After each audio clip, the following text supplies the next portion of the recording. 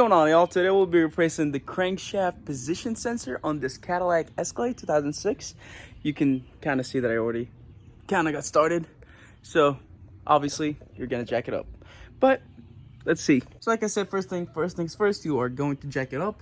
I forgot my creeper at the shop, so what I'm gonna do is get my back wet. First thing you have to do is you take out the battery negative terminal, which is right here. Let me put my gloves back on. I don't even know what the point is. I just don't like having dirty hands. I don't care about my arms, really. Okay, so first things first, you are going to move the starter out of the way. There's two bolts. You can see where I got it up from. That one's going to be fun to move. One bolt is right here. You can barely see it right now because I'm trying to move it, and the other bolt was here. These were some long bolts on my back, so I can barely show you anything. These were 13mm bolts on this Cadillac Escalade. Obviously, it's gonna be different on different cars. Right now, I'm gonna try to figure out. You can see the crankshaft sensor over there. There's the bolt, and then there's a connector, so you can take that sensor out and just replace it. Really, realistically speaking, should be easy, but I'm struggling moving the starter out of the way. Okay, so you can see here that this has been officially unplugged. Now I gotta figure out what size. I'm thinking that's more than likely a 10mm. So we're gonna grab a 10mm, see if we can take that off. Dude, I really hate that I'm gonna have to put the starter back on if it was that hard to move. But by the way, this is pretty much how the transmission works. This is an automatic, so that's a flex plate. If you had a manual, that would be a flywheel. A flywheel is a whole lot heavier than a flex plate, but it's also a whole lot less problematic. You can kind of see the torque converter from here as well. See that fat piece behind the flex plate? That is your torque converter, which will be your clutch in a manual transmission car. And dude, I'm highly struggling right now, my neck. All right, anyway, so we are going to unplug that and come back in a second. We are grabbing the 10, which I really hope that ratchet is long enough because my long ratchet is, again, at the shop, so that's gonna suck. Let me show y'all my at-home toolbox, moving toolbox.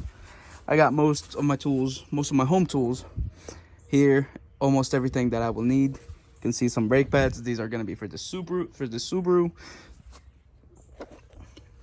Here's a bunch of hammer. Few other, I'm pretty sure they're smaller ratchets. I broke my long Craftsman. Let me show you. I broke that Craftsman. It was a really good 3/8 ratchet. Ironically enough, I broke it working on this car right here. I was installing rotors for this guy, and this is a Michigan car, so it's got a whole lot of rust under there. So that one was a struggle to break loose, and it ended up breaking that. Ironically enough, I still struggled, but I had to use that just to break those calipers loose. So we're gonna put that back now. We're gonna grab that flashlight because it really didn't sound like that right now.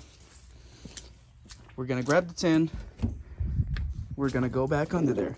Okay, we are still in the process of taking this sensor off. You can see it probably just needs to be pried off now, but here's the fun part. The part that's coming. This is the part that's gonna make you love cars, don't you? I don't even know how I'm gonna get that. I was unscrewing that with my hand and I dropped it inside the transmission. I love my life. I don't know if I should call that video fixing the Escalade or Finding Nemo, because bro, you obviously can't just leave that in there. I wish you could. Okay, so it was a tough process, but I will walk y'all through what I did.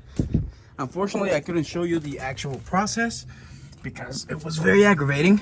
But what we did is took off this wheel, and you can see that bolt right there. So what I did is I hand screwed it from over here using I only had 1/3/8 extension. I used an adapter to a quarter inch long 10-inch socket, or long 10mm, my bad, and we just hand screwed it in, so we are good to go. I'm just gonna make sure it's tight, get him back down there, and I will show y'all the closing process. So what we're gonna do is we're gonna put the starter back on and the battery and then we actually try to start the car. Also, I don't know if I full on broke that flashlight or if that's like a little paper on top. It feels like paper. Yep.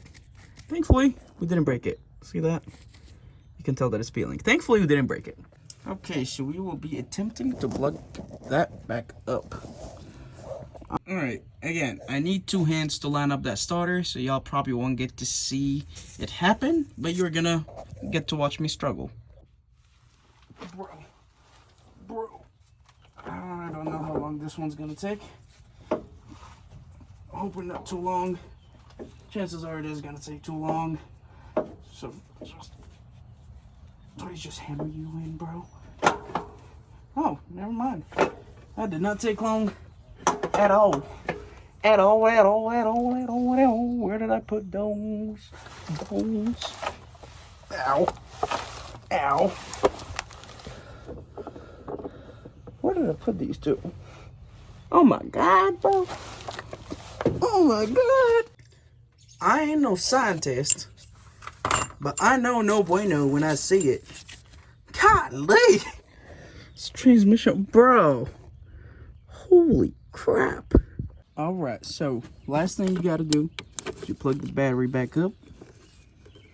Alright, now you actually get in the car and try to start it. I will be providing a video right here of what happened, but one way to find out if you have a bad crankshaft sensor is when you start the car is turning, it's trying to crank, but the RPM gauge is not moving. I will be providing a video of when I try to start this car right here. Alright, now that y'all seen the before, you get to see the after.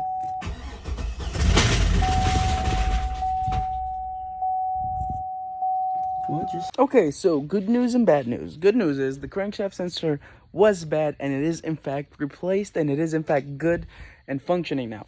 Bad news is we did have bigger issues that we needed to worry about that now we have to look at. So I'm hoping it's not as big as I think it might be, but we're still gonna do some more, and that's a video for another day. For now, y'all just subscribe. Hit that bell, get notified when we post the video. We're probably gonna be posting updates about this car. Like, comment, let me know what we should be doing next, and keep going vroom vroom.